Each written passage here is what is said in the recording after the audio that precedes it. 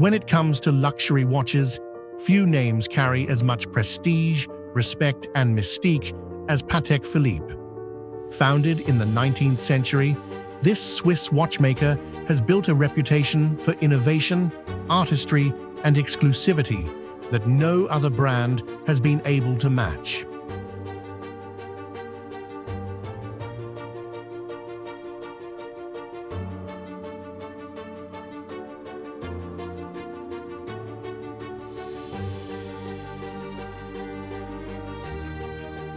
Owning a Patek Philippe isn't just about telling time.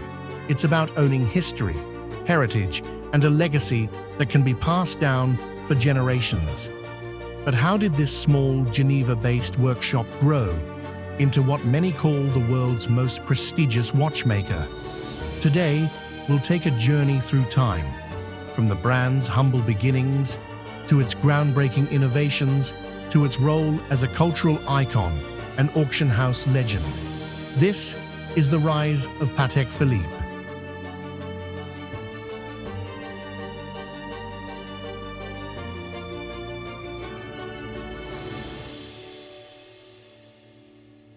The story of Patek Philippe begins in 1839, when a Polish cavalry officer named Antoni Patek joined forces with Czech watchmaker François Czapek. Having fled Poland after an uprising, Patek sought a new beginning in Switzerland. Together, he and Czapek opened a small workshop in Geneva, crafting timepieces that combined technical precision with artistic design. But just a few years later, the partnership dissolved. In 1845, Patek crossed paths with a young French watchmaker, Adrien Phillipe. Philippe was no ordinary watchmaker. He had invented something revolutionary, the keyless winding mechanism. Before his innovation, watches required a small key to wind the movement. Philippe's design allowed watches to be wound and set with a simple crown. This invention would change watchmaking forever.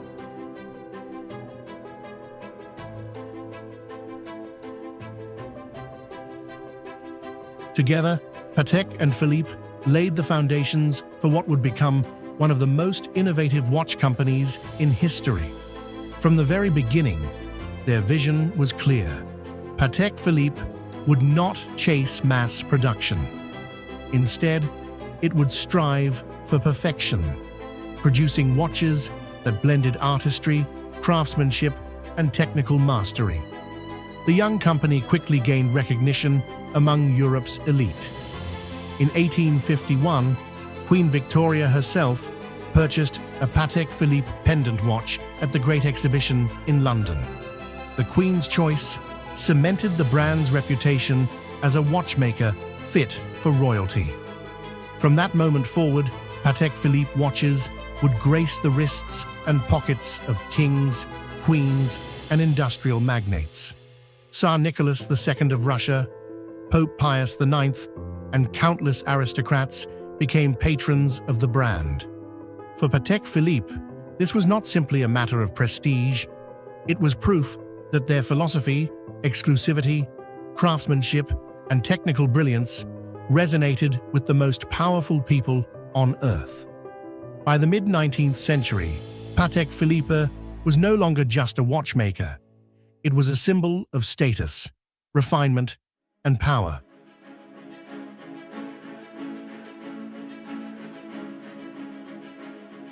Innovation has always been at the heart of Patek Philippe.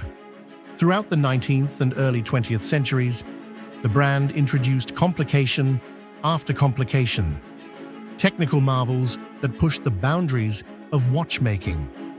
In 1868, the company created one of the very first wristwatches in history for Countess Koskowitz of Hungary.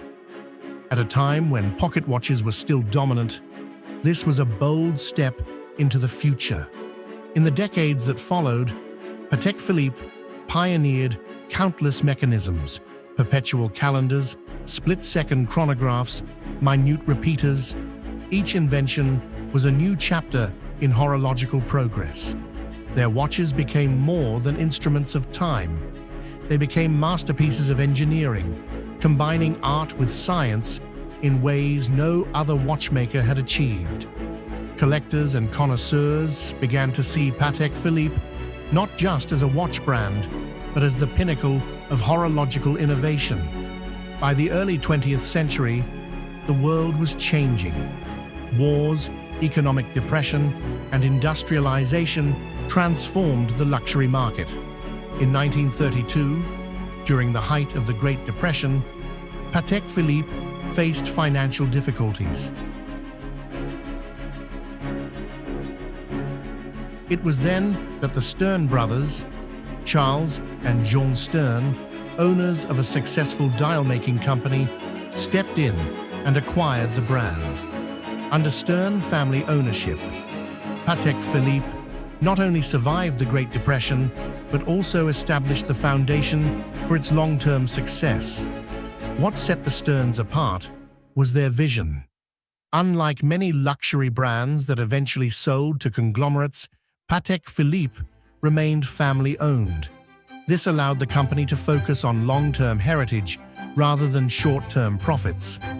Even today, nearly a century later, Patek Philippe is still owned by the Stern family, an extraordinary rarity in the luxury world. This continuity has allowed the brand to maintain an unwavering commitment to quality, tradition, and exclusivity. Patek Philippe has always understood that true luxury lies in scarcity. In 1996, the company launched one of the most iconic ad campaigns in history. The slogan read, "You never actually own a Patek Philippe. You merely look after it for the next generation." This single line transformed the way people saw the brand. A Patek Philippe was no longer just a luxury purchase. It was an heirloom, something to be passed from parent to child, carrying with it not just monetary value, but emotional significance. This marketing brilliance elevated the brand beyond products and prices. It turned Patek Philippe into a symbol of legacy, heritage, and timeless elegance.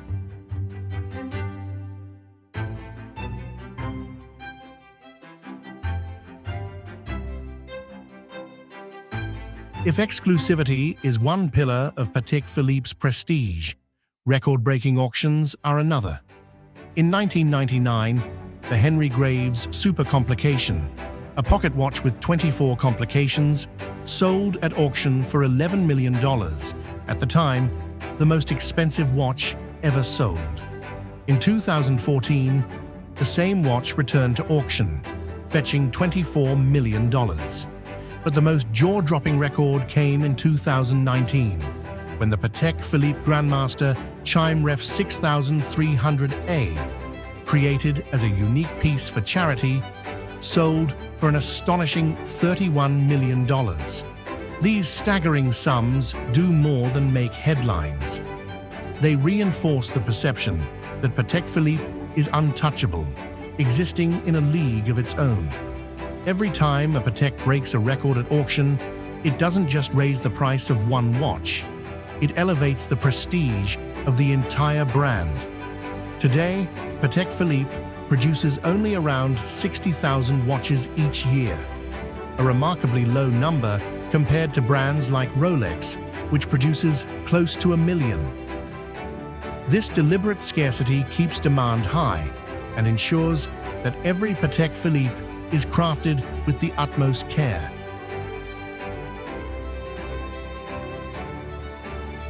Among its modern icons, two stand out: the Calatrava and the Nautilus.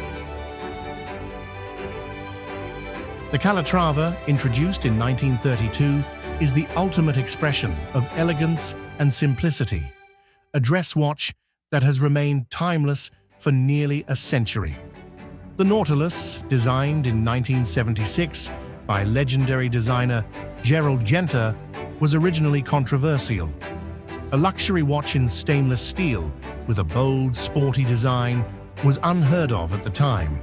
Yet today, the Nautilus is one of the most sought-after watches in the world, with waiting lists stretching for years and secondary market prices soaring far above retail. Together, these models reflect the two sides of Patek Philippe: timeless tradition and bold innovation. Patek Philippe's influence goes far beyond horology. In popular culture, finance, politics, and entertainment, a Patek Philippe watch is a universal symbol of success. Business leaders, world leaders, and celebrities alike wear Patek as a badge of achievement. But unlike trend-driven luxury items, Patek Philippe's reputation is rooted in consistency. It is not about hype or fashion. It is about a legacy built carefully over nearly 2 centuries.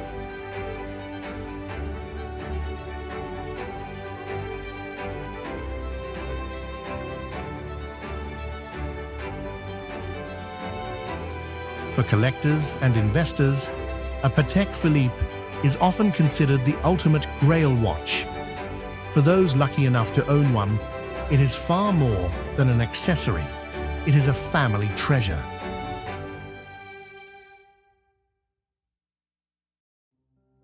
From humble beginnings in 1839 to record-breaking auctions in the 21st century, Patek Philippe has built an unmatched legacy. Through innovation, exclusivity, and a relentless pursuit of excellence, the brand has risen to become the ultimate symbol of prestige in the watch world. A Patek Philippe is not just a timepiece, it is a piece of history, a legacy to be passed on, and a reminder that true luxury is not about owning the most, it is about owning the best. In the world of horology, there may be many great names, but there will only ever be one, Patek Philippe.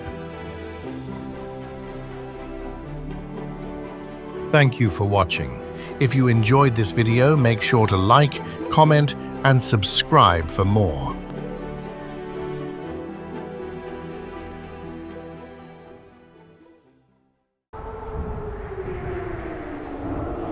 Few names in the automotive world carry as much weight, prestige, and raw emotional pull as Porsche.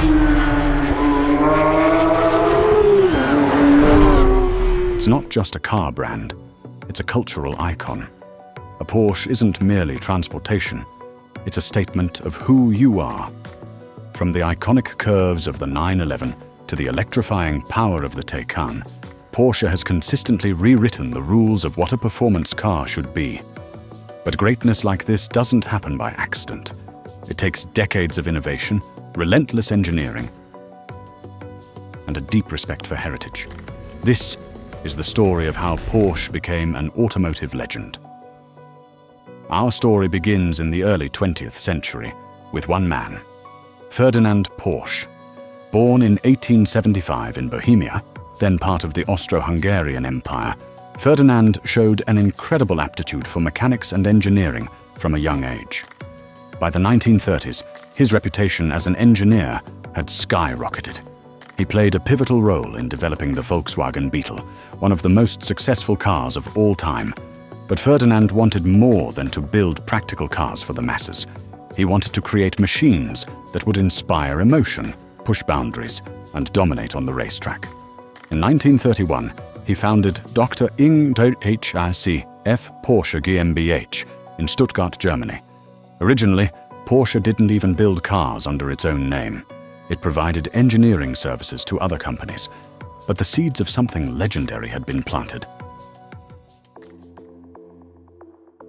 In the aftermath of World War II, Ferdinand's son, Ferry Porsche, took the reins. The war had left Germany in ruins, but Ferry saw an opportunity to create something extraordinary. He famously said, "I couldn't find the sports car of my dreams, so I built it myself." And in 1948, the world saw the result. the Porsche 356. Lightweight, nimble, and powered by a modest engine, the 356 wasn't about brute force. It was about balance, handling, and connection between driver and machine. It was the embodiment of Porsche's core philosophy: build cars for people who love to drive. From the very start, Porsche's DNA was infused with motorsport. The 356 wasn't just a pretty road car, it was a winning race car. This dual identity, being both a track weapon and a road-going beauty, would become a hallmark of the brand. Porsche quickly realized that racing wasn't just about trophies, it was about proving engineering superiority. In 1953, they unveiled the 550 Spider, a low-slung, featherweight racer that became a giant killer on the track. It won races far above its weight class and became infamous when Hollywood star James Dean tragically died in one.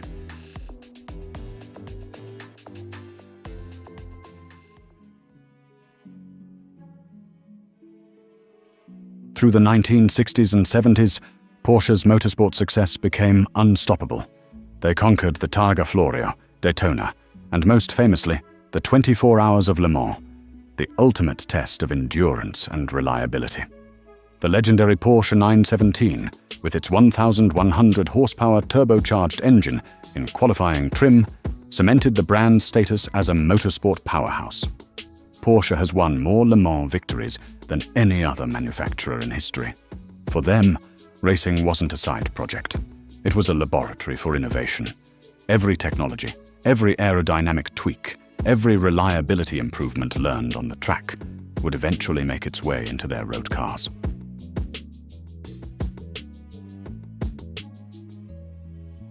Then came the car that would define Porsche forever, the 911.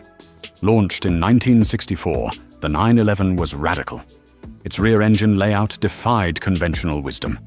Most experts said it would be unstable, unbalanced, and doomed to fail. But Porsche stuck to its guns. Through careful engineering, they turned a design quirk into a defining strength. The rear-engine setup gave unmatched traction, a unique driving feel, and an instantly recognizable silhouette.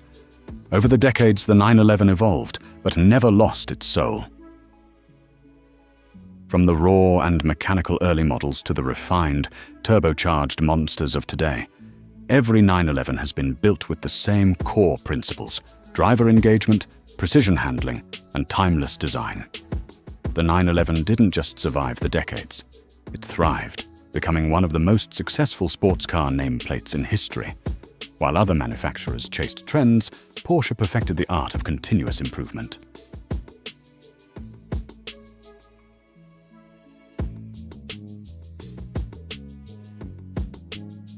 Despite its successes, Porsche's journey wasn't without struggles.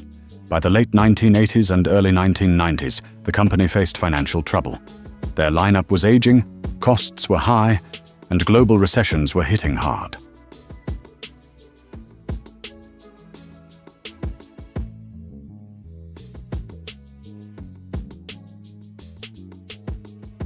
The turning point came in the mid-90s with the introduction of the Boxster, a more affordable, mid-engine roadster that captured the spirit of Porsche while attracting a new audience.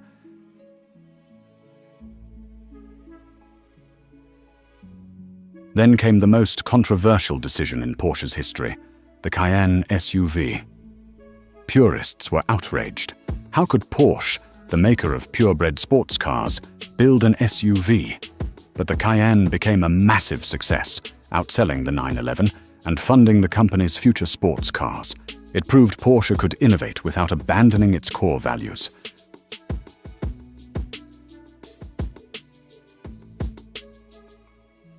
Porsche's greatness isn't just about speed. It's about perfection in the details. Every component is engineered with obsessive precision.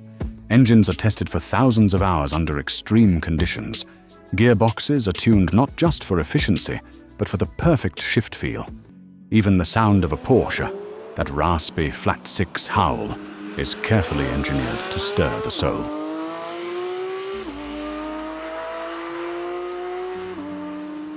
Unlike many performance brands, Porsche has mastered the art of building cars that can thrill on a racetrack and be driven daily with comfort and reliability. It's this dual nature that makes them so beloved among enthusiasts. Today, Porsche stands as one of the most profitable and respected automakers in the world. Their lineup includes everything from the everyday Macan SUV to the blisteringly fast 911 GT 3RS. They've also embraced the electric future with the Taycan, proving that an EV can still feel like a Porsche. Fast, precise, and deeply engaging. Looking ahead, Porsche is committed to blending tradition with innovation, synthetic fuels, advanced aerodynamics, and cutting-edge driver assistance systems, all without losing the essence of what makes a Porsche a Porsche. From humble beginnings in a small Stuttgart workshop to global dominance on the road and track, Porsche's story is one of vision, persistence, and uncompromising standards. It's a reminder that greatness isn't achieved overnight. It's built, refined, and perfected over decades. In the words of Ferry Porsche, the perfect car doesn't exist. But as engineers, it's our job to get as close as possible. And that's exactly what they've done, time and time again.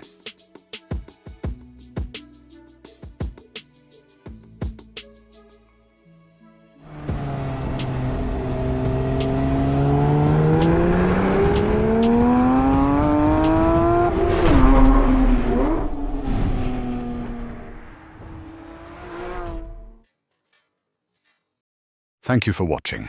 If you enjoyed this video, make sure to like, comment, and subscribe for more. In 1905, a 24-year-old German émigré in London named Hans Wilsdorf started a small timepiece distribution business with his brother-in-law, Alfred Davis. Wilsdorf had a radical conviction for his era that the future of precision timekeeping would live on the wrist. At a time when pocket watches were the standard, he believed a wristwatch could be not only elegant, but just as accurate as the best chronometers. In 1908, he registered a short, memorable brand name, Rolex, chosen because it was easy to pronounce in many languages and would fit neatly on a dial. After World War I and shifting British import duties, Wilsdorf moved the operation to Geneva, Switzerland, where watchmaking craft and supply chains could support his ambitions. From there, he began building not just a product, but an institution, a company obsessed with reliability, legibility, and incremental innovation that would become the world's most dominant luxury watch brand. Rolex's ascent from promising upstart to a 10 billion franc powerhouse can be traced to one idea that sounds simple but is brutally hard to execute: make a small set of essential, highly durable watches, and keep making them better for decades without losing their identity.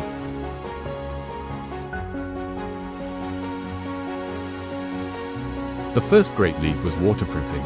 In 1926, Rolex introduced the Oyster case, an airtight, dust-tight, screwed-down fortress for the movement. To prove it wasn't marketing fluff, Wilsdorf sent the watch onto the wrist of swimmer Mercedes Gleitzer for her 1927 attempt to cross the English Channel. When she emerged, the watch was working.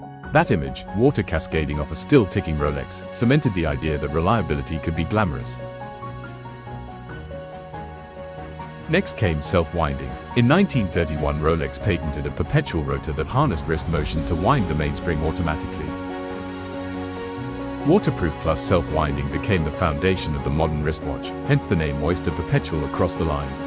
Over the following decades, Rolex layered on practical complications. In 1945, the date just combined chronometer precision with a date window that jumped at midnight, becoming a template for everyday luxury. In 1953, as mountaineers reached new heights, the company introduced the Explorer and introduced the Submariner the same year, giving divers a tool rated for serious depths. Pilots flying the new jet routes needed to track 2 time zones. The GMT Master arrived in 1955. Executives wanted an elegant instrument with day and date spelled out at a glance. The day-date in 1956 delivered exactly that. Each model wasn't a flashy one-off, it was a purpose-built instrument refined continuously year after year. The brand's design philosophy is ruthless continuity. The Submariner you see today is unmistakably related to the one from the 1950s, but everything inside is tighter, stronger, and more precise. Rolex engineers quietly redesign clasps so they're easier to adjust, upgrade steels to 904L-based oyster steel for corrosion resistance, grow ceramic bezel technology so color and scratch resistance are future-proofed, and push movements through multi-day chronometry tests. This is the cadence, a disciplined portfolio, a small number of references, subtle external updates, and major internal improvements. That discipline creates something priceless in luxury: trust. When someone buys a Rolex, they assume the crown on the dial stands for accuracy, water resistance, legibility, and serviceability 10 years from now. The way Rolex manufactures underwrites that trust. The company is intensely vertically integrated across 4 main Swiss facilities: cases and bracelets in Plan-les-Ouides, dials and gem setting in Cherbourg, movements in Bienne, and headquarters and final assembly in Les Acacias, Geneva. From casting its own gold alloys to automated logistics towers that shuttle parts between departments, the system blends human craft and massive industrial investment. The production numbers are a closely guarded secret, but reputable analyst estimates put Rolex output around 1.2 million watches in 2023, astonishing volume for a brand whose pieces are hand-finished, tested, and regulated at scale. And the demand still exceeds supply, which is why Rolex is investing in additional capacity, including a new production site in Bulla planned for later this decade. Scale, yes, but never at the expense of consistency. That balance is the backbone of the brand. Rolex also built a distribution model that feels old school in the best sense: no direct e-commerce, no race to the bottom on discounts, and a network of carefully selected official retailers that treat an allocation like a responsibility. In 2022, Rolex launched a certified pre-owned program with select partners, starting at Bucher, to bring authentication and a Rolex-issued guarantee to second-hand pieces. That move reframed the pre-owned market from a Wild West into an officially sanctioned on-ramp for first-time buyers and a trusted lane for long-time collectors. Then, in 2023, Rolex agreed to acquire Bucher, one of the world's biggest watch retailers and a century-long partner, folding a massive retail footprint under the Rolex umbrella while letting Bucher continue to operate under its own name. With CPO and Bucher, Rolex now influences the full life cycle of a watch, from foundry and assembly to first sale, resale, and service, without compromising the aura of scarcity. Marketing at Rolex is less advertising and more ecosystem. The company sponsors pursuits where precision, endurance, and excellence are visible to millions: tennis, golf, yachting, equestrian events, and for many years, Formula One. In tennis alone, Rolex has supported Wimbledon since 1978 and now spans the Grand Slams and the Tours. In cinema, Rolex is a partner to the Academy of Motion Picture Arts and Sciences, designs the Oscars Green Room, and supports the Academy Museum. These are not random logos, they are carefully chosen cultural stages where timekeeping and performance matter. Notably, Formula One's official timekeeping moved to Tag Heuer as of 2025, underscoring how Rolex continually calibrates where and how it shows up. The point remains, Rolex attaches its crown to arenas where excellence is measurable, heroic, and aspirational. Just as important as where Rolex appears is how the brand speaks. Instead of celebrity endorsers who chatter about themselves, Rolex uses testimonies, champions like Roger Federer or rising stars like Coco Gauff, who exemplify composure under pressure. The copy is sparse, the voice calm, the visuals polished.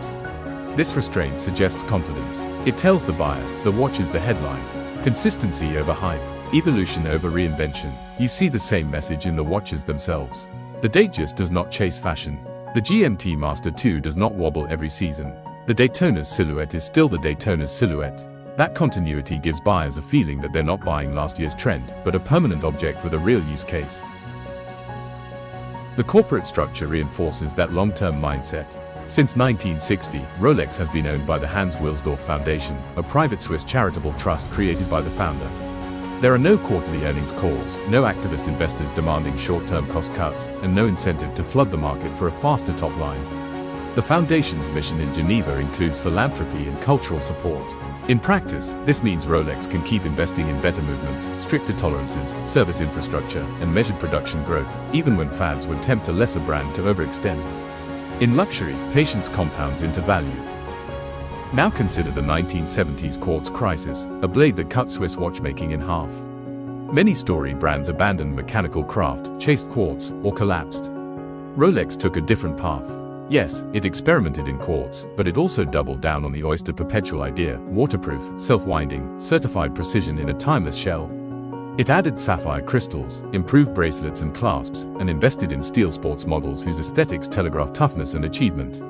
The result was a product map that catered to pilots, divers, mountaineers, sailors, scientists, and leaders, people who needed tools and wanted symbols. That duality, instrument and icon, meant Rolex watches survived as more than jewelry or gadgets. They were long-lived machines with stories. Collecting culture amplified those stories. In 1960s-era cosmograph Daytona with the so-called Paul Newman dial became a legend, not because it was fragile, but because it inspired devotion. The explorer's link to Everest, the submariner's bond with ocean exploration, the GMT's association with the jet age, these connections weren't manufactured in a boardroom. They were earned by being present where history happened, and by making instruments equal to the moment. When you combine earned history with modern execution, ceramic bezels that won't fade, bracelets that articulate perfectly, movements with longer power reserves, you get emotional durability and physical durability in one package. That's the bedrock of demand. Demand, of course, is managed. Rolex strictly controls wholesale allocation, keeps model families tight, and rarely launches wild detours. When it does introduce color or precious metal variants, they are still recognizably Rolex. Scarcity isn't accidental, it's policy. Not to frustrate buyers, but to ensure that the after-sales experience remains excellent, residual values remain stable, and the brand's promises aren't diluted.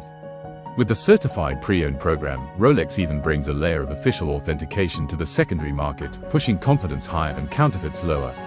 That confidence lets people treat the purchase as both pleasure and store of value, which in turn supports primary market demand. It's a virtuous flywheel. Financially, this discipline has produced staggering results.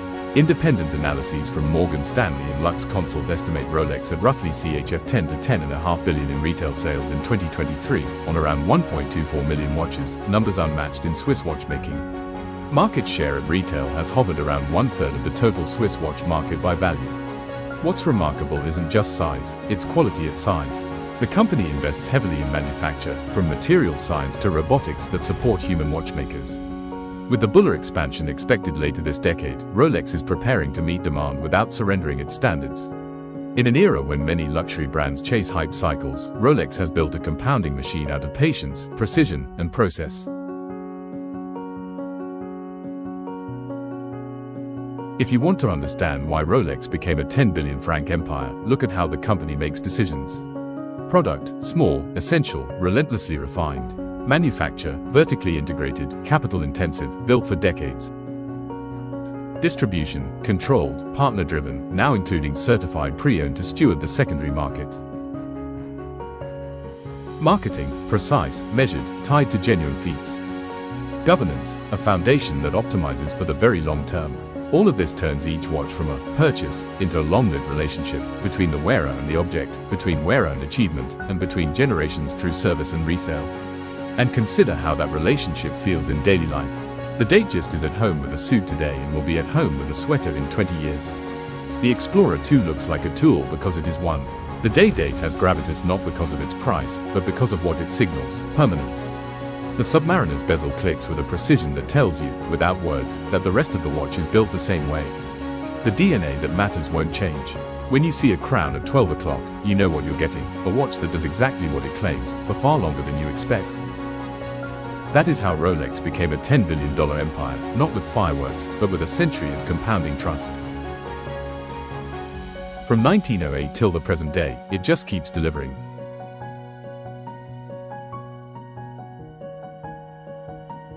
Thank you for watching. Make sure to like, comment, and subscribe for more.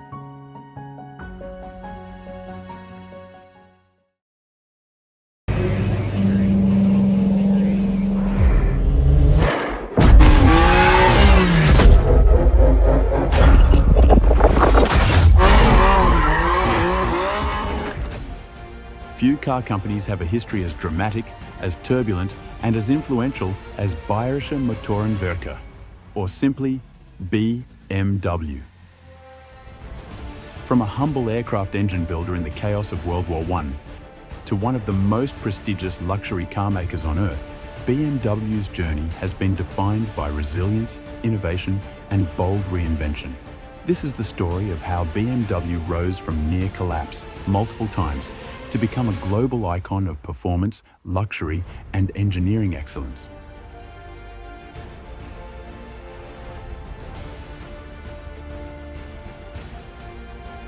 BMW's story begins not with cars, but with aircraft. In 1913, two separate companies were founded in Munich, Rapp Motorenwerke and Bayerische Flugzeugwerke. When Germany was restricted from producing warplanes after World War I, Rapp was restructured into BMW in 1917, adopting its now famous blue and white roundel logo inspired by the Bavarian flag. But the Treaty of Versailles crippled the young company. Aircraft engines were banned. BMW had to pivot, and so they built bicycles, then motorcycles. By the 1920s, BMW's motorcycle division was thriving, winning races and cementing the company's reputation for engineering excellence.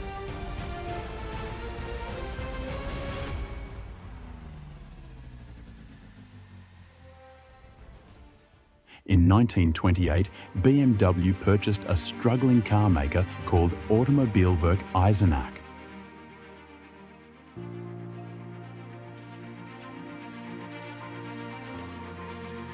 This acquisition gave BMW the rights to build small cars based on the Austin 7. These were modest beginnings, but crucial. By the 1930s, BMW was producing sleek sports cars like the legendary 328 Roadster, a vehicle that stunned the racing world with its lightweight design and speed. Suddenly, BMW wasn't just a motorcycle brand, it was a serious car maker.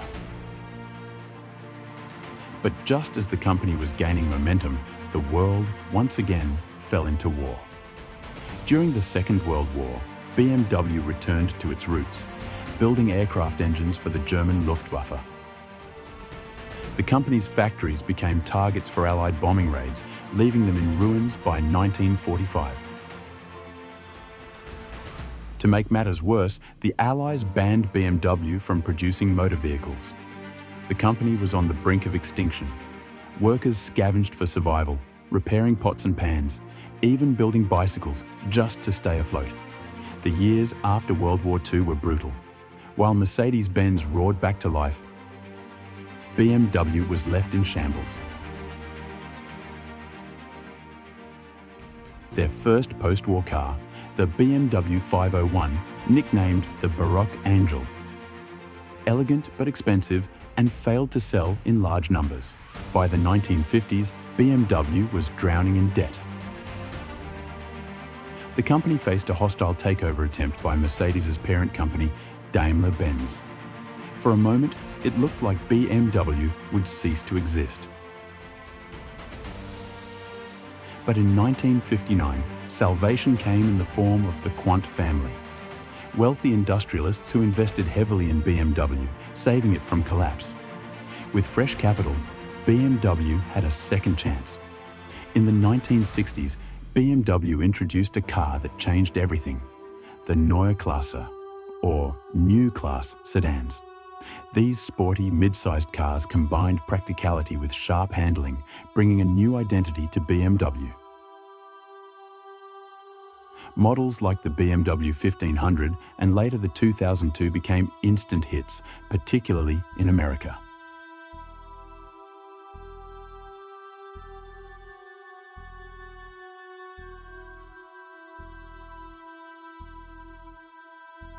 The 2002 in particular captured the imagination of enthusiasts, blending everyday usability with racing-inspired performance.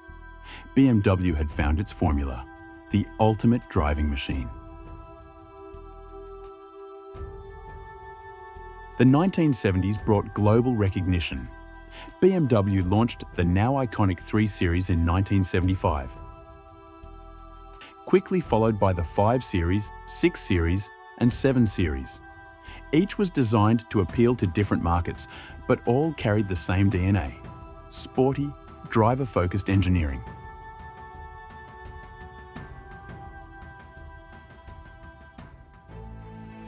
In 1972, BMW founded BMW Motorsport GmbH, later known as BMW M. This division created high-performance versions of regular BMWs, such as the legendary M1 supercar and the M3, a car that would dominate racing for decades.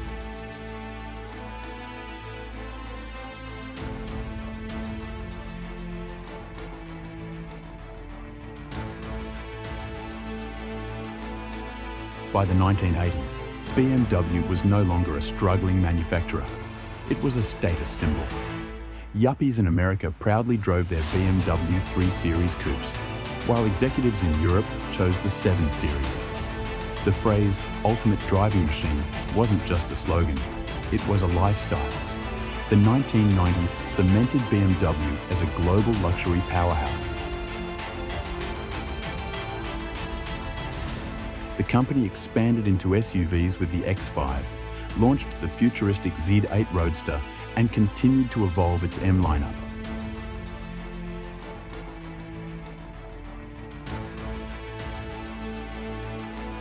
But BMW also stumbled.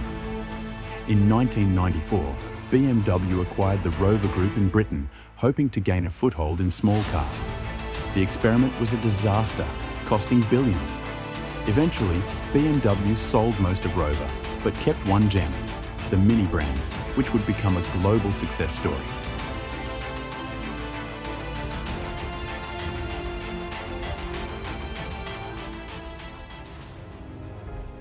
BMW also acquired Rolls-Royce motor cars, securing its place at the very top of automotive luxury.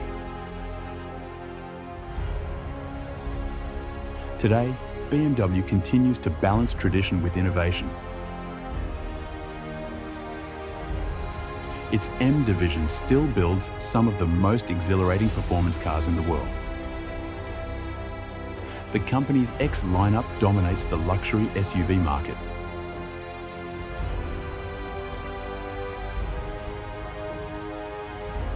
And in recent years, BMW has pushed into electrification. The BMW i3 and i8 were bold experiments, while the newer i4 and iX point toward a future where performance and sustainability go hand in hand. Critics argue that BMW has lost some of its old purity, with heavier, more tech-laden vehicles. But there's no denying that BMW remains one of the most desirable car brands in the world.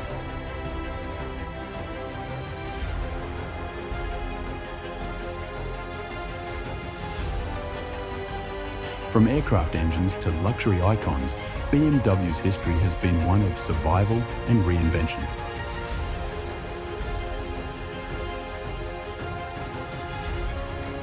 Twice in its lifetime, the company faced extinction.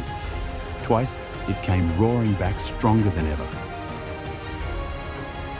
Today, BMW stands as a symbol of German engineering, blending tradition, performance, and cutting-edge innovation.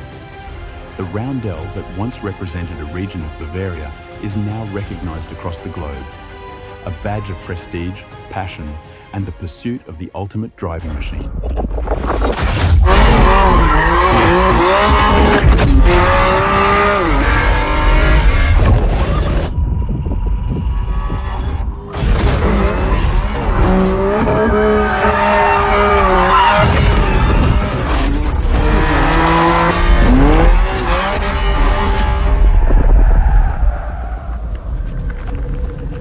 Thanks for watching. For more, make sure to like, comment, and subscribe.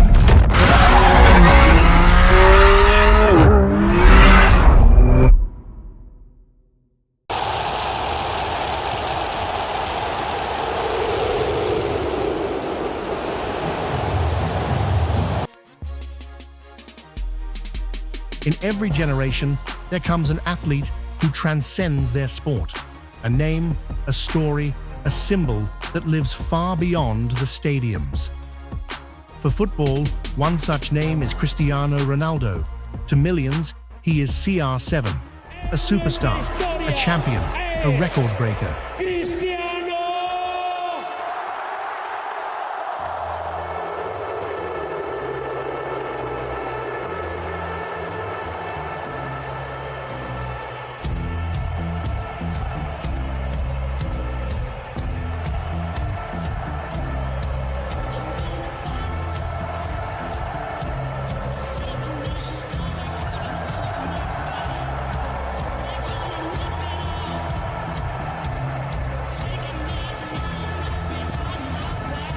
But behind the fame lies a journey of sacrifice, relentless ambition, and an obsession with greatness. This is not just the story of goals and trophies. It is the story of a boy from Madeira who rose from poverty to become one of the greatest athletes in history. This is the rise of Cristiano Ronaldo.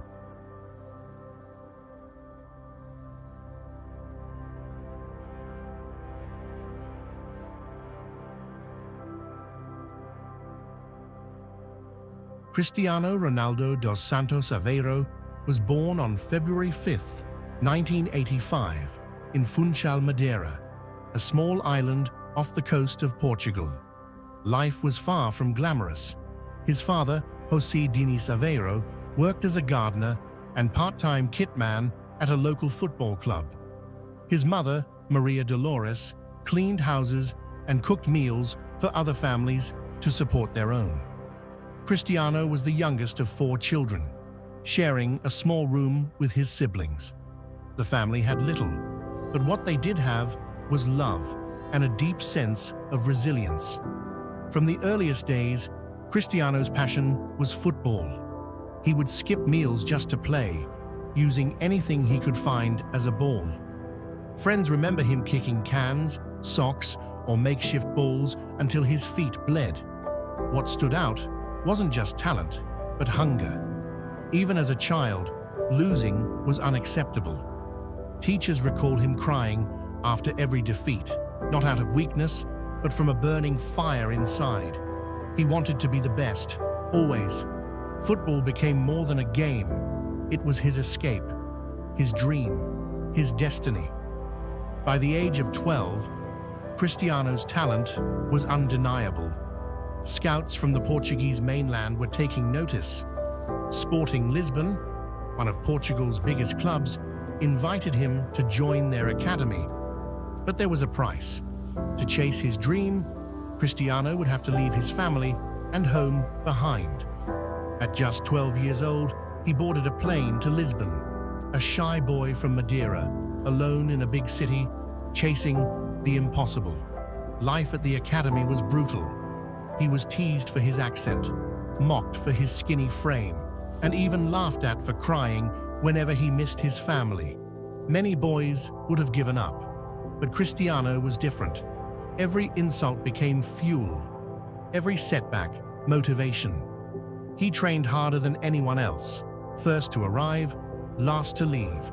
His speed, his stepovers, his flair with the ball began to shine through. But his rise nearly ended before it began.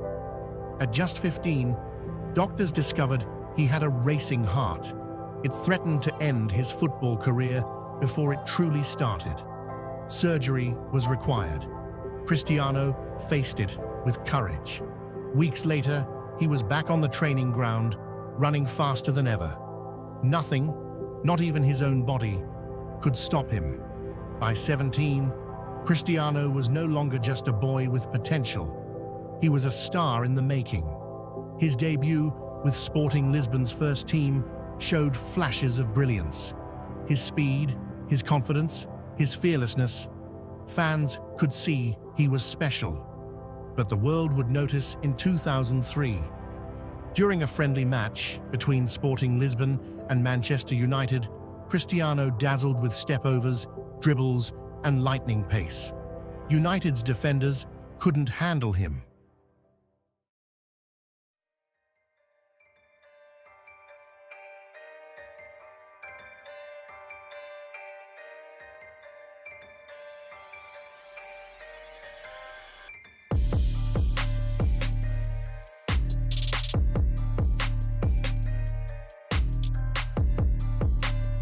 In the locker room afterward, United's players begged their manager, Sir Alex Ferguson, to sign him. Days later, an 18-year-old Cristiano Ronaldo became the newest signing of Manchester United. He was handed the iconic number 7 shirt. Once worn by legends like George Best, Eric Cantona, and David Beckham. The pressure was immense, but Cristiano wasn't intimidated. Critics doubted whether a skinny teenager with flashy tricks could survive, but Cristiano adapted quickly. He spent hours in the gym, building strength. He stayed after training, perfecting free kicks, headers, and finishing. Sir Alex Ferguson became not just a manager, but a mentor. He guided Cristiano, channeling his flair into effectiveness. By 2007, Ronaldo was unstoppable. He scored 23 goals in all competitions, winning his first Premier League title. The following season, he reached new heights, scoring 42 goals, leading Manchester United to the Premier League and the Champions League, and winning the Ballon d'Or as the best player in the world.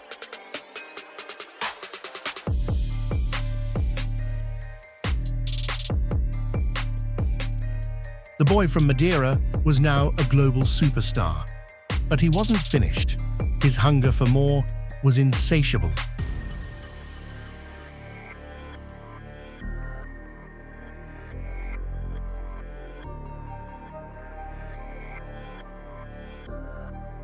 In 2009, a new chapter began.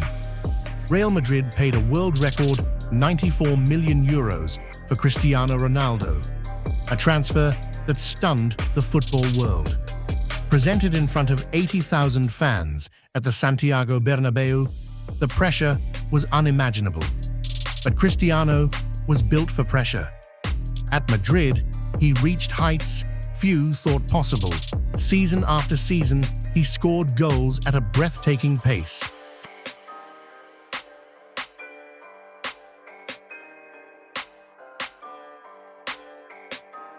40, 50, even 60 in a year.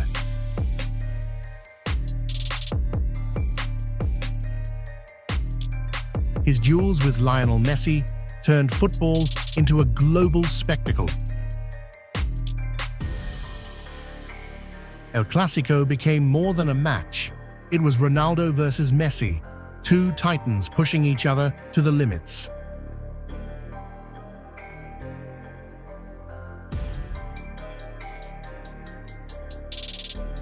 Cristiano thrived under the spotlight. He delivered 4 Champions League titles with Real Madrid, countless league goals, and shattered records once thought unbreakable. He became the club's all-time leading scorer, surpassing legends like Raúl. In Madrid, Cristiano didn't just play football, he became immortal.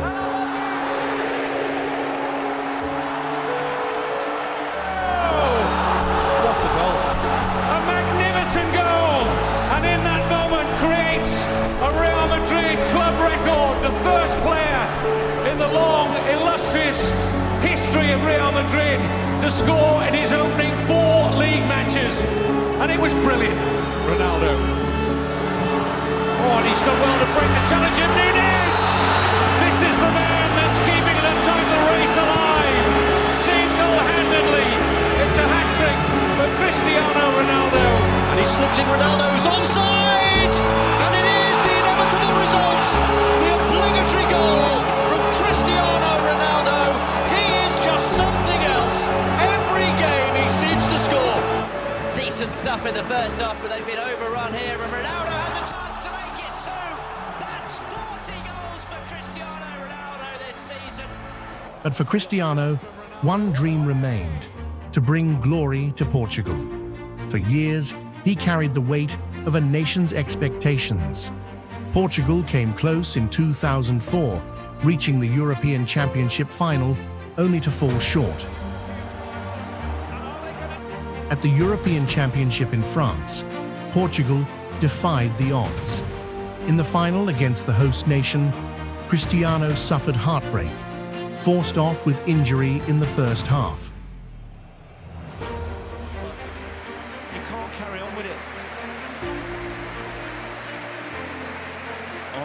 Yet even from the sidelines, he refused to give up. Animated, emotional, shouting instructions, he became a coach, a leader, a captain in every sense. History. For Cristiano, it was destiny fulfilled.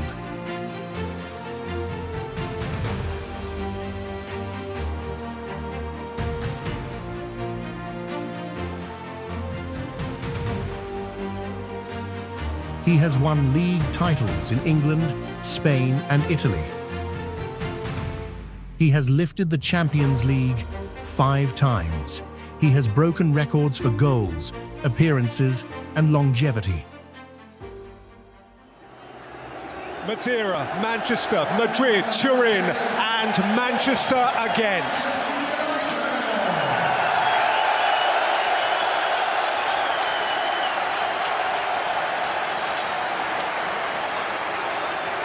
Wreathed in red, restored to this great gallery of the game, a walking work of art. Vintage, beyond valuation, beyond forgery or imitation.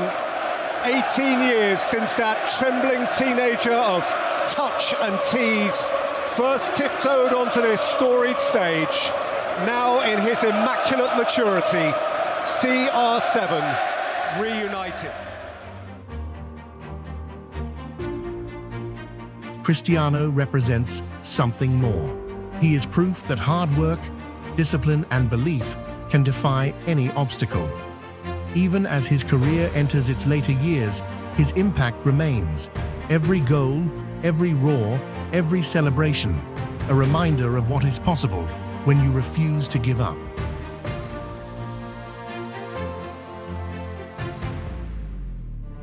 Cristiano Ronaldo, the boy who dreamed, the man who conquered, the legend who will live forever.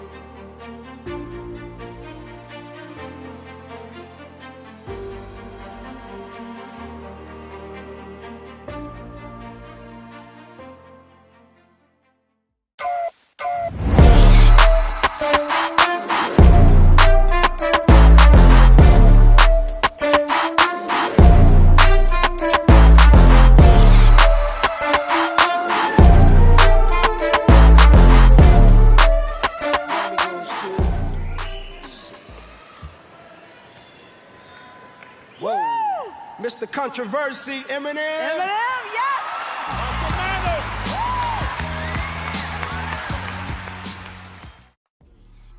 Imagine being a kid growing up in a broken city, moving from home to home, bullied at school, living in poverty with nothing but a dream and a notebook filled with rhymes. That was Marshall Mathers, the boy who will one day be known to the world as Eminem. But this is not just the story of a rapper, this is the story of one of the greatest underdog rises in music history, a story of struggle, of pain, of rejection, and of a man who refused to give up when the world told him he would never make it. From the streets of Detroit to the global stage to becoming the best-selling rap artist of all time, this is the rise of Eminem.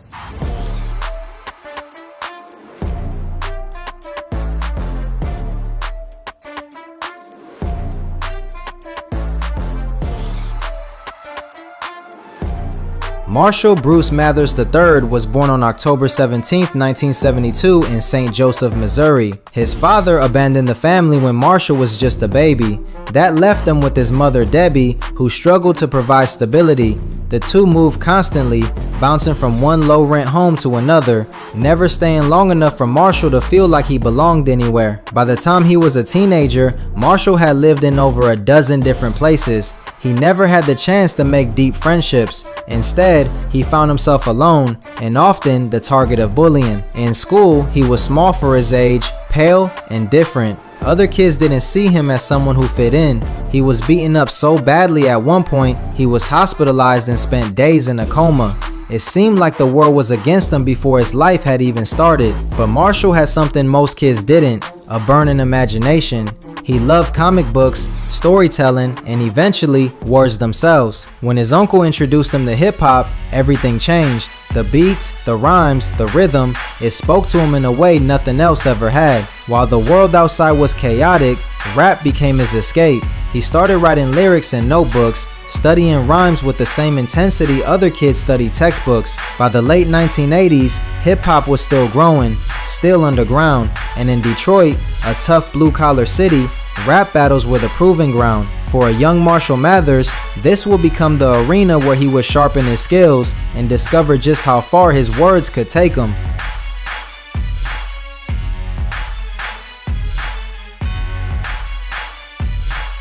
As Marshall grew older, his passion for hip-hop grew into an obsession. He would spend hours locked in his room, practicing rhymes, memorizing verses, and crafting punchlines. But in the eyes of most people, especially in Detroit's rap scene, he didn't belong. He was white. And in the late 80s and early 90s, that mattered. Hip-hop was a culture born from black communities, rooted in their struggles, their experiences, and their voices.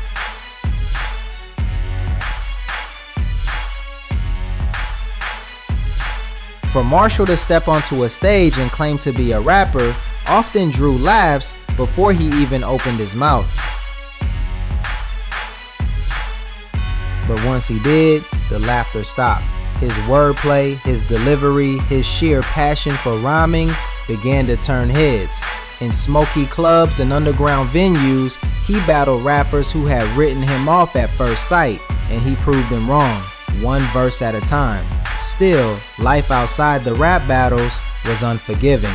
Marshall dropped out of high school at 17. He worked a string of dead-end jobs, as a cook, a dishwasher, anything to make a little money, but nothing seemed to stick. His personal life was just as turbulent. He had a complicated relationship with his mother, and later with his high school sweetheart Kim Scott. Money was tight, emotions ran high, and for a young man chasing a dream, it seemed like every door was being slammed in his face. In 1996, he released his first studio album, Infinite. It was a small project recorded locally, and Marshall poured everything he had into it, but the response was devastating. Critics dismissed him, saying he sounded too much like Nas and other New York rappers. The album barely sold a few hundred copies. The failure hit hard. Combined with his responsibilities as a young father to his daughter Haley, Marshall felt crushed. At one point, he attempted to take his own life. The weight of rejection, poverty, and constant struggle nearly ended his story before it had even begun. But in that darkest moment, something inside him snapped. Instead of giving up, he created an alter ego, a twisted, angry, fearless character who said everything he was too afraid to say in real life. That character was Slim Shady. Slim Shady was Marshall Mathers without a filter, a version of himself that could unleash all his rage, his pain, and his humor in raw, unapologetic verses. Slim Shady said the things Marshall couldn't. He turned his trauma into shock value, his insecurities into punchlines, his anger into art. In 1997, Eminem released the Slim Shady EP. It was underground, gritty, and filled with tracks that were violent, satirical, and brutally honest. People began to notice he wasn't just another rapper, he was someone with a completely unique voice. That same year, he entered the Rap Olympics in Los Angeles, a nationwide battle competition. He fought his way through round after round, destroying opponents with his wit and ferocity. But in the final round, he lost. Second place, no trophy, no fame. Still, that night would change his life forever. Someone in the audience had a copy of his demo tape. That tape found its way into the hands of a man named Jimmy Iovine, the head of Interscope Records, and Jimmy passed it along to a legendary producer who was looking for fresh talent. That producer was Dr. Dre. When Dr. Dre first listened to Eminem's demo, he couldn't believe what he was hearing. A white rapper with this kind of skill, the voice, the flow, the dark humor. Dre knew instantly that Marshall was special. He wasted no time. Dre invited Eminem to Los Angeles. From the very first studio session, the chemistry was undeniable. In just a few hours, they had already recorded My Name Is, a track that would soon become Eminem's breakthrough single. Dre later said he knew Eminem was a star within 30 seconds of hearing him rap. The raw talent was there, and all it needed was the right stage. And I hit the drum machine, and maybe 2 or 3 seconds went by, and he just went, "Hi, my name is, like, yo, stop, shit's hot." That's what happened our first day and the first few minutes of us being in the studio. Stop the tape, this kid needs... In 1999, the Slim Shady LP was released. The world had never heard anything like it. It was outrageous, it was hilarious, it was terrifying, and it was brilliant. The album went triple platinum, won Eminem his first Grammy, and introduced the world to a new force in hip-hop. But this was only the beginning. With the Slim Shady LP, Eminem had put his foot in the door, but his next project would blow that door off the hinges. In May of 2000, the Marshall Mathers LP was released. It became the fastest selling solo album in US history at the time. Within the first week, it sold more than 1.7 million copies. The world had never seen a rapper, let alone a white rapper, dominate the charts this way. The singles were instant classics. The Real Slim Shady was a satirical anthem, filled with outrageous lines that mocked pop culture and took shots at celebrities. Stan told the haunting story of an obsessed fan, showcasing Eminem's storytelling ability and emotional depth. Songs like The Way I Am confronted the media pressure and criticism that came with sudden fame. But success didn't come without backlash. Eminem's lyrics were violent, offensive, and often deeply controversial.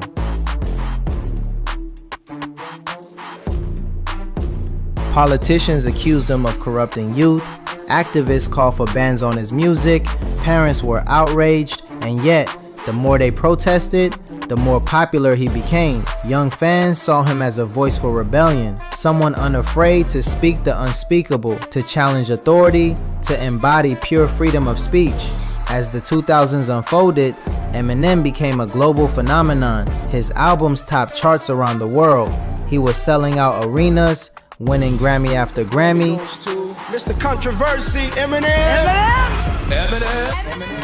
And even taking home an Academy Award for his song Lose Yourself from the film 8 Mile. Eminem wasn't just a rapper anymore. He was a cultural icon, a symbol of both genius and controversy. And despite all the chaos around him, he kept raising the bar for lyrical skill in hip-hop. Eminem's rise wasn't just about music. It was about culture. He redefined what it meant to be a rapper. Before Eminem, hip-hop was seen as a world outsiders couldn't enter, but he broke through those walls, not by trying to imitate others, but by embracing his differences. His perspective as an outsider gave him the fuel to create something new, raw, and powerful. At the same time, he forced society to wrestle with uncomfortable questions. How far should free speech go? Where is the line between art and offense? Could music be both dangerous and necessary at the same time? For millions of fans, Eminem was proof that no matter your background, no matter the odds stacked against you, talent and determination could break barriers. For his critics, he was a menace. Someone who glorified violence and fueled moral panic. But whether you loved him or hated him, you couldn't ignore him. He had become one of the most influential artists of his generation, not just in hip-hop, but in all of popular culture.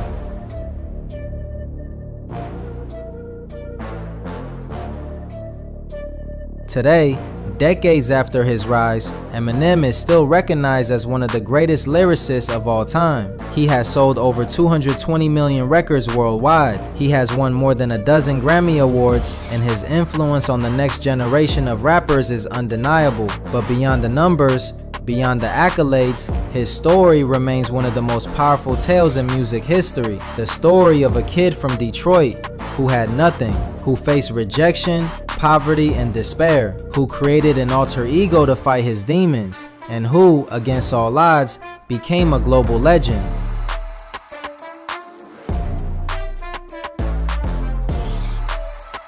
Eminem's rise is more than music. It's proof that even in the darkest of circumstances, greatness can emerge. It's proof that words have power, and it's proof that no dream is too big, no matter where you come from. As the man himself once rapped, you only get one shot, and Marshall Mathers took his and changed the world forever.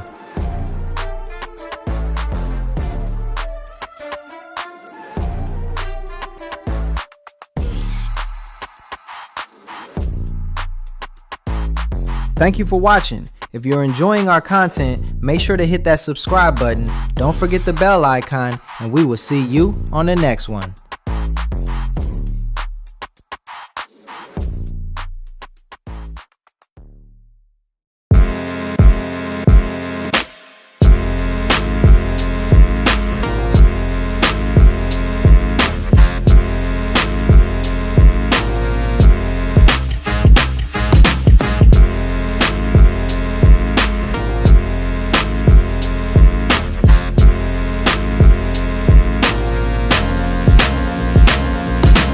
This area in Los Angeles is home to rap's first billionaire, Compton, California, a city famous around the world for its struggles, its resilience, and its culture.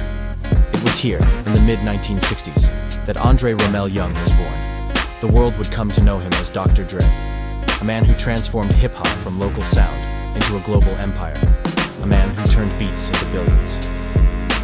Born on February 18th, 1965, Dre grew up during one of the most turbulent times in Los Angeles. Factories were closing, gangs were rising, violence was everywhere. For many kids, Compton wasn't a city of dreams. It was a dead end. But Dre was different. From the time he was a teenager, he was fascinated by sound.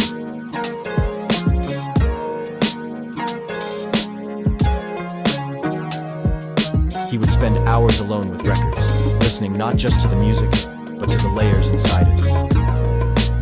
The drums, the bass, the samples, the timing. He started sneaking into clubs and roller rinks just to watch the DJs. He didn't want to party, he wanted to study. How did they move a crowd? How did they switch from one track to another without losing energy? He took notes, practiced obsessively, and started to build his own reputation behind the turntables. Soon, people in Los Angeles knew the name, Dr. Dre, the DJ who wasn't the loudest, but was always the sharpest. Every mix was clean, every beat was placed with precision. Music became Dre's escape from the streets around him. But it wasn't just escape, it was purpose. It was the spark of a destiny that would change music forever. By the late 1980s, Dre linked up with Ice Cube, Eazy-E, MC Ren, and DJ Yella. Together, they formed one of the most controversial groups in history, NWA. In 1988, they released Straight Outta Compton. And nothing in hip-hop was the same again.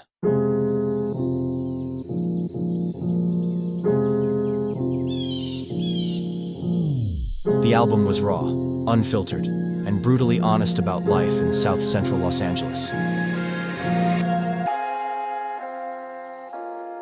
Songs like Straight Outta Compton and Effing the Police shocked America.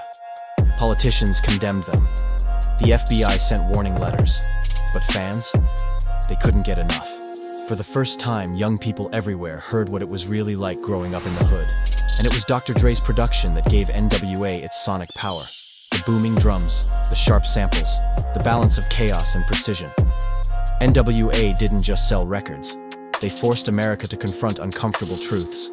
They turned hip-hop into a cultural weapon. But fame and money brought tension.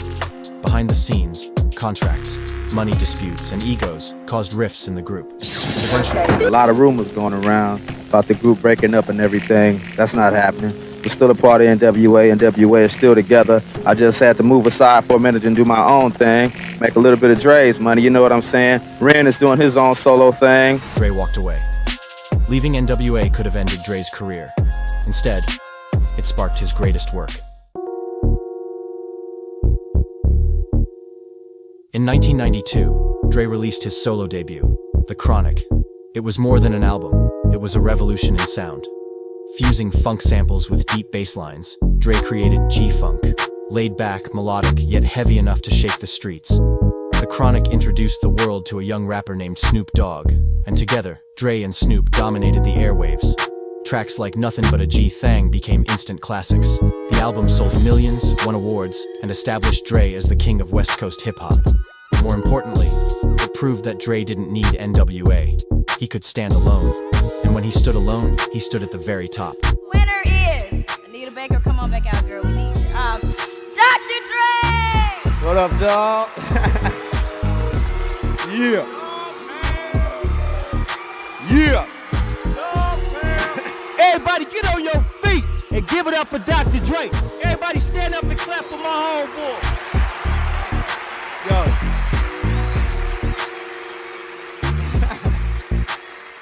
Yo, first off, I gotta thank my moms, you know. I guess all that noise in the bedroom, all that music paid off, you know. Gotta thank everybody at Death Row, everybody at Interscope Records, and everybody who loves the art form called hip-hop music. Later. Fresh off the Chronic, Dre co-founded Death Row Records with Suge Knight. At its peak, Death Row was unstoppable. It signed Tupac Shakur. It launched Snoop Dogg into superstardom. It became the most feared, most successful, and most notorious label in the industry. Any artists out there want to be an artist and want to stay a star, don't want to have to worry about the executive producer trying to... All in the videos, all on the record, dancing. Come to Death Row.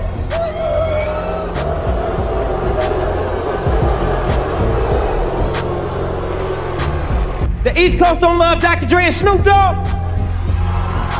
The East Coast ain't got no love for Dr. Dre and Snoop Dogg and Death Row. Y'all don't love us. Y'all don't love us. Well, let it be known then.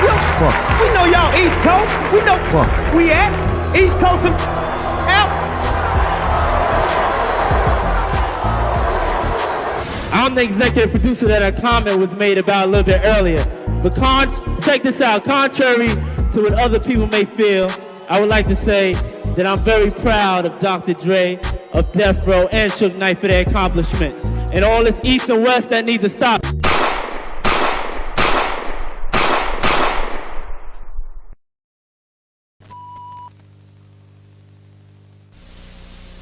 Complications from several bullet wounds sustained Saturday night, September 7th.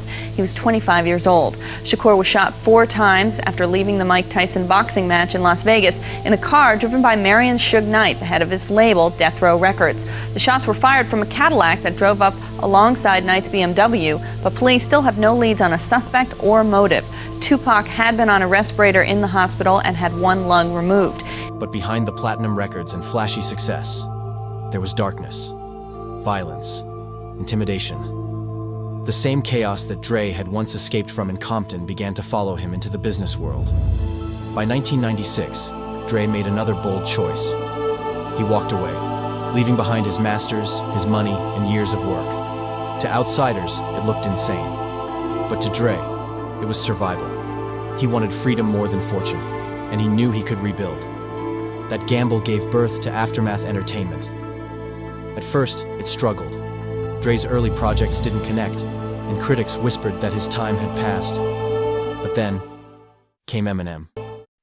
A young rapper from Detroit who didn't look like the industry's idea of a superstar. But Dre saw something others didn't. Talent, hunger, genius. In 1999, the Slim Shady LP exploded. It won Grammys, sold millions, and cemented Eminem as a global Grammy star. goes to...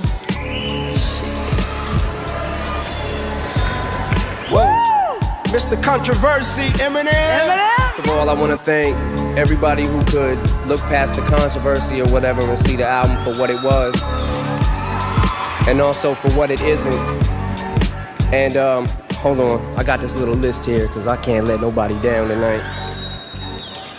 Hold on.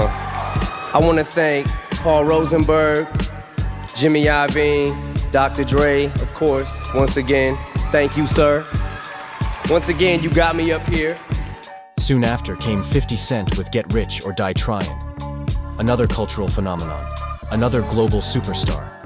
The album, which was co-produced by Eminem and Dr. Dre, sold over 13 million copies worldwide and is certified 9 times platinum.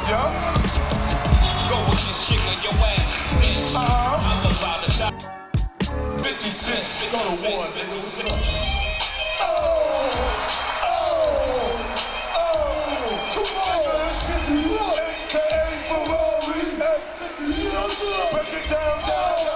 And years later, Kendrick Lamar joined Aftermath. Once again, Dre shaped a generation. The rapper from Dre's hometown, Compton, went on to become a multi-million-dollar selling artist, and his album, Damn, went double platinum. To this day, Kendrick Lamar is still leading charts with his hit single, Not Like Us, going 6 times platinum. Eminem, 50 Cent, Kendrick Lamar. 3 names that define hip-hop history, all guided by Dr. Dre.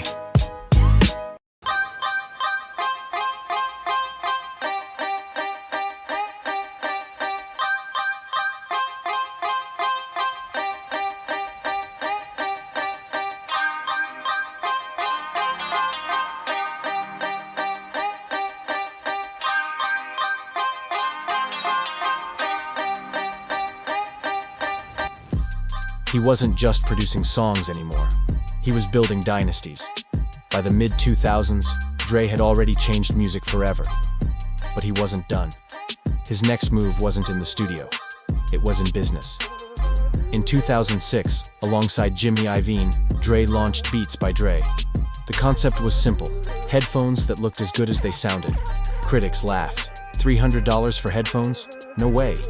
But Dre wasn't selling headphones. He was selling culture, status, identity. Beats became the must-have accessory for athletes, celebrities, and fans around the world. From LeBron James, to Lady Gaga, to millions of everyday listeners, Beats weren't just about music. They were about belonging. In 2014, Apple saw the value. The company bought Beats for $3 billion. And overnight, Dr. Dre became hip-hop's first... Hold on, man, hold on. It's not often do you get to listen to Beats with Mr. Beats himself. Oh! Wait, oh! That mix is crack. Oh, shit! Oh, I like what you're doing, man. Oh, that mix is crack. Oh, shit! Watts, Compton, what? Oh. A whole nother. Yeah, Gary. Hold on. The homie is drunk off a Heineken. The homie drunk off a Heineken. That nigga said, another level. Billionaire Boys Club for real, homie. Huh? Fix your face. Fix your face. Know that.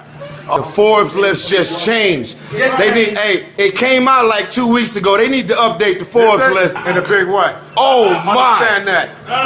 Oh my. The first billionaire in hip hop, right here from the believe it. From Compton to Cupertino, from turntables to tech empires, it was the ultimate power move. Today, Dre's influence stretches across decades. From the groundbreaking sound of NWA, to the smooth G-funk of The Chronic, to the dynasties of Aftermath, to the billion-dollar empire of Beats. He is more than a producer, more than a rapper, more than a businessman. Dr. Dre is proof that hip-hop is bigger than music. It is business, it is culture, it is power. From vinyl to ventures, from beats to billions. Dr. Dre didn't just make history, he redefined what was possible. This has been Fortune and Beyond. If you enjoyed this story of hip-hop's first billionaire, make sure to like, comment, and subscribe, because more stories of wealth, power, and legacy are on the way. Wanna do? Tell me what you like. Just say the word, baby, I'ma get you right. What you wanna do? Tell me what you like. What you wanna do? Tell me what you like. 17 seconds from game 7 or from championship number 6. Jordan, open, Chicago with the lead. In the mid-1980s, the basketball shoe market was ruled by a handful of brands. Adidas and Converse dominated the courts, and Nike, known mostly for its running shoes, was struggling to break into basketball. At the same time, a young player out of North Carolina was about to enter the NBA. Michael Jordan had talent, charisma, and an edge, but no one could have predicted that he would become the centerpiece of one of the most valuable sports brands in history. In 1984, Nike took a gamble. They offered Jordan a 5-year deal worth $500,000 a year, plus royalties on every shoe sold, terms unheard of at the time. Jordan initially wanted to sign with Adidas, but Nike's pitch, spearheaded by marketing visionary Sonny Vaccaro, was too bold to ignore. When the Air Jordan 1 debuted in 1985, the NBA banned it for not meeting uniform rules. Instead of backing down, Nike turned the ban into a marketing goldmine. Commercials proclaimed the shoes were banned, sparking a rebellious mystique.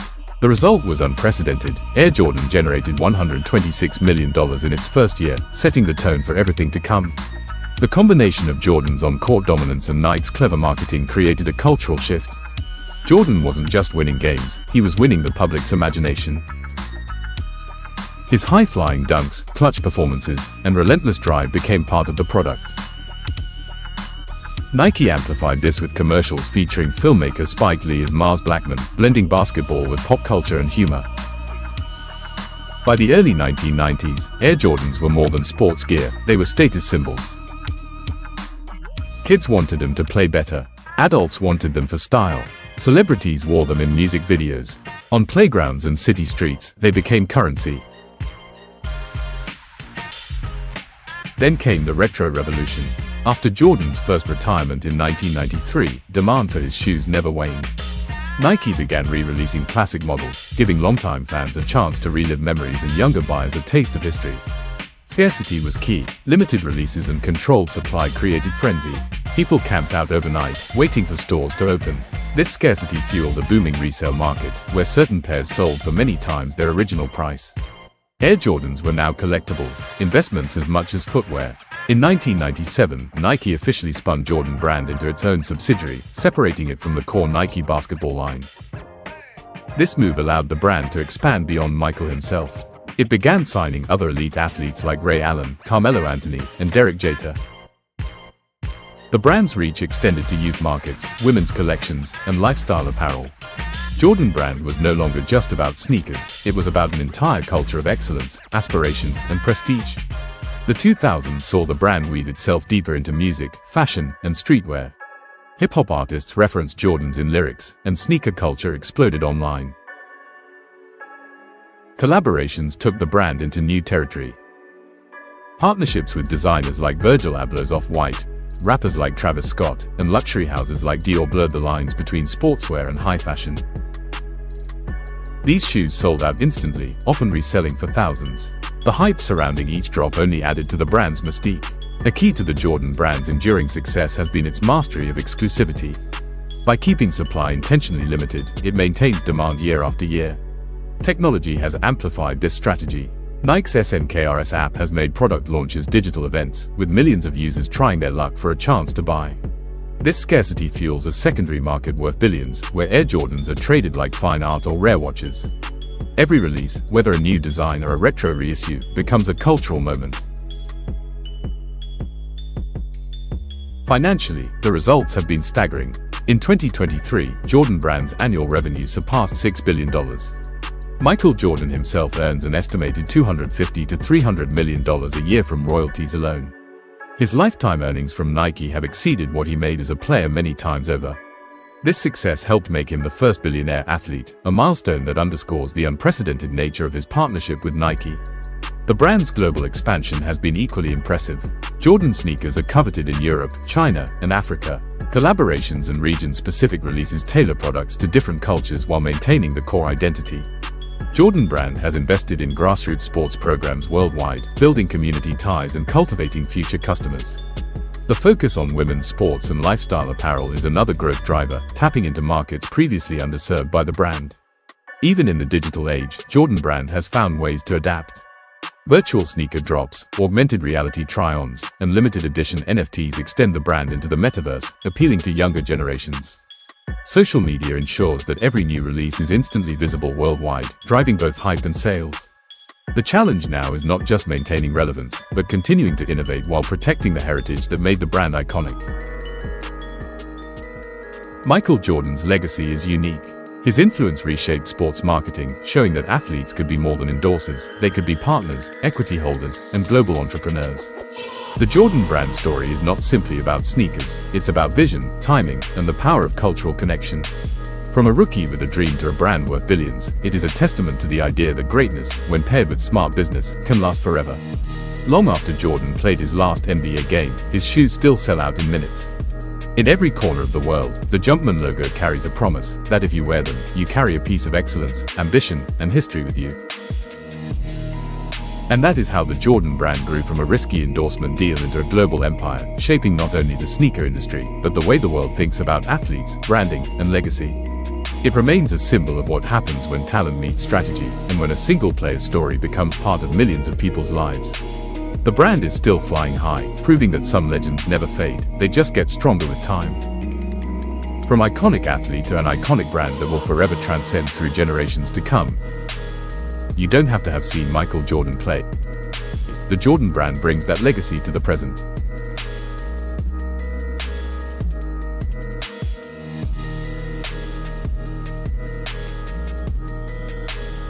If you enjoyed this video, don't forget to like, comment, and subscribe for more. Two brothers, one salesman, and a handshake that cost over $200 billion. McDonald's, the golden arches, the happy meal, the fast food empire that feeds 70 million people every single day. But here's the twist. McDonald's wasn't built by Ray Kroc, the man the world calls the founder. It was stolen. This is the true story of how Richard and Maurice McDonald invented fast food, and how Ray Kroc outplayed them with one of the most ruthless business moves of all time. San Bernardino, California, late 1940s. Richard and Maurice McDonald run a drive-in. It's popular, but chaotic. Dozens of menu items, car hops everywhere, slow service. So they burn it all down. And in its place,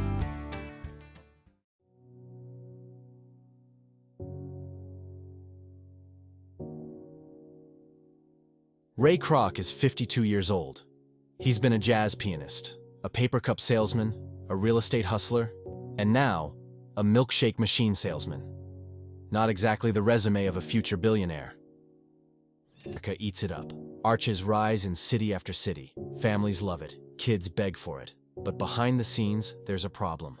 The brothers are cautious. Kroc is obsessed. They want a few good restaurants. He wants total domination.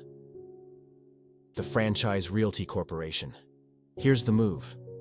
You don't seem to realize what business you're in. Isn't a restaurant company. It's a real estate empire disguised as burgers and fries. By 1961, Kroc is done. He wants dries, he never pays. That 0.5% today, over $200 billion.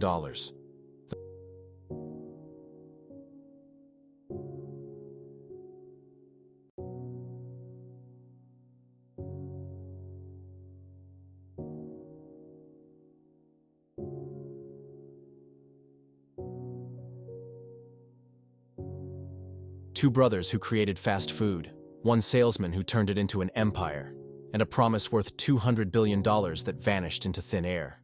Was Ray Kroc a visionary or a thief? Maybe both. But one thing is clear. Behind every fortune lies a story of ambition, betrayal, and power. This is Fortune and Beyond, where fortunes are made, and sometimes stolen.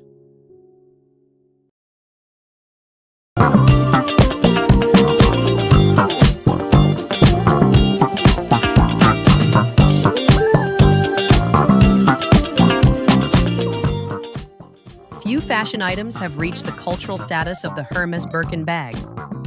More than just a handbag, the Birkin has become a global symbol of wealth, exclusivity, and timeless elegance.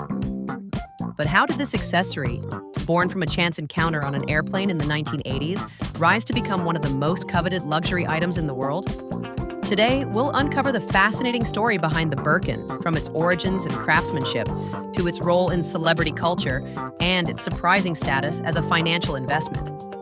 This is the rise of the Birkin bag.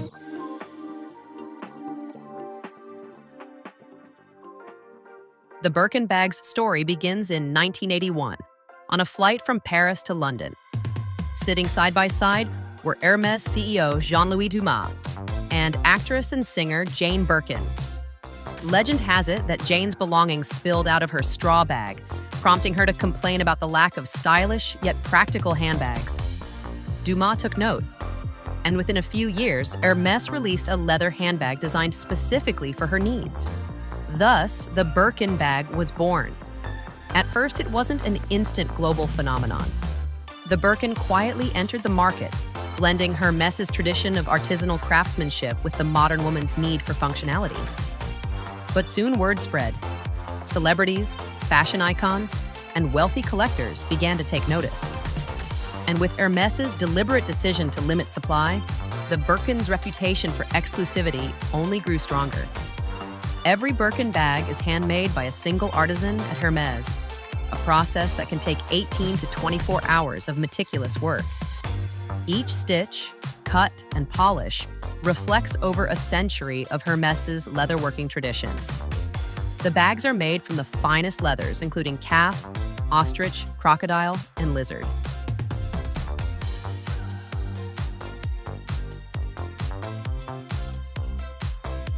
Even the hardware is often plated with palladium or gold, ensuring longevity and shine. This level of craftsmanship means no two Birkins are exactly alike. Each is its own unique creation. Unlike mass-produced luxury goods, the Birkin stands as a quiet statement of slow fashion.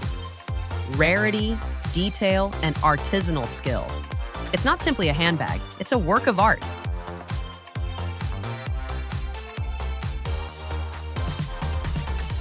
Hermès has always controlled the Birkin supply with extreme precision. For years, fashion enthusiasts spoke of the infamous Birkin waitlist, stories of customers waiting months, even years, for their chance to own one. In truth, the process isn't as simple as just placing your name on a list. Buying a Birkin often requires cultivating a relationship with a Hermès sales associate, building purchase history, and demonstrating loyalty to the brand. This level of exclusivity has only fueled the bag's mystique. Scarcity creates desire, and desire creates status. The harder it is to obtain a Birkin, the more people want it. A perfect example of luxury marketing at its finest. Of course, the Birkin bag's rise wasn't only due to exclusivity. Celebrity culture played a massive role. By the 1990s and 2000s, the Birkin had become a staple among Hollywood A-listers and fashion icons. Victoria Beckham was rumored to own over 100 Birkins. Kim Kardashian, Cardi B, and countless others flaunted them on red carpets and social media. Pop culture cemented its legendary status. In Sex and the City, Samantha Jones famously quipped that she was on the waiting list for a Birkin. In the world of hip-hop, Birkins are regularly mentioned in lyrics, reinforcing their association with wealth and power. The Birkin bag became more than fashion. It became cultural shorthand for success, luxury, and influence.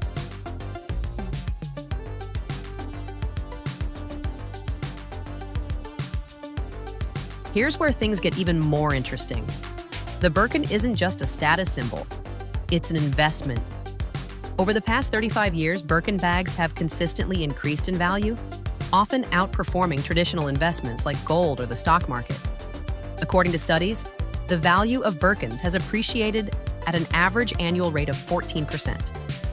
Rare models, especially those crafted from exotic skins or featuring unique colors, can fetch hundreds of thousands of dollars at auction. In 2017, a diamond-encrusted Himalayan Birkin sold for over $380,000, setting a world record. Collectors treat Birkins like fine art, knowing their value will likely rise over time. This blend of luxury fashion and financial asset is virtually unmatched in the world of consumer goods.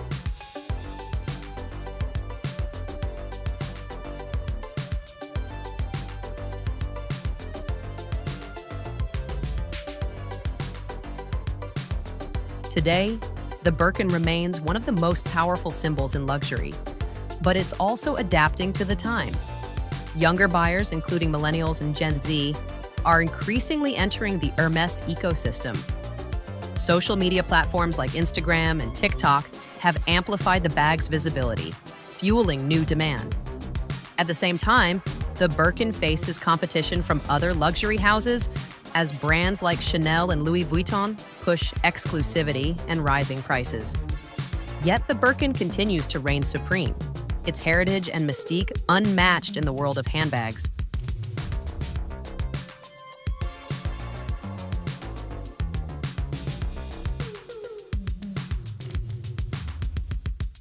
The Birkin bag started as a simple solution for one woman's needs, but it has transformed into a cultural icon. Its blend of artistry, exclusivity, celebrity endorsement, and investment potential has made it one of the most powerful symbols of luxury in history. For some, it's the ultimate fashion statement. For others, it's a financial asset. But for everyone, the Birkin remains a reminder that luxury is not just about owning an object. It's about owning a piece of history. So the next time you see someone carrying a Birkin, remember, it's not just a handbag, it's a legacy.